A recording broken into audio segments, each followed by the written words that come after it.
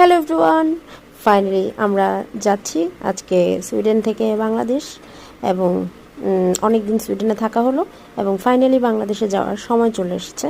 তো একদিক দিয়ে অনেক খারাপ লাগছে যে এতদিন সুইডেনে ছিলাম, অনেক সুন্দর সময় কাটিয়েছি। আবার একদিক দিয়ে মনে হচ্ছে যে আসলে অনেক দিন পর বাংলাদেশে যাচ্ছি, এটা একটা মানে সুখের সংবাদ। এটা দেখাচ্ছি হচ্ছে ডেনমার্কের কোপেনহেগেন এয়ারপোর্ট, কারণ সুইডেনে আমি যেখানে ছিলাম সেখান থেকে ডেনমার্ক এয়ারপোর্টটাই কাছে এবং এখান থেকেই সব জায়গায় ট্রাভেল করতে হয় ডেনমার্ক এয়ারপোর্ট থেকে, কোপেনহেগেন এয়ারপোর্ট থেকে। তো এটা হচ্ছে কোপেনহেগেন এয়ারপোর্ট এবং আমরা অলরেডি ফ্লাইটে উঠে গিয়েছি এবং আমরা যেহেতু কাতার এয়ারওয়েজে যাচ্ছি, সো প্রথমে একবার ট্রানজিট আছে কাতারে, দেন কাতার থেকে বাংলাদেশ যাব।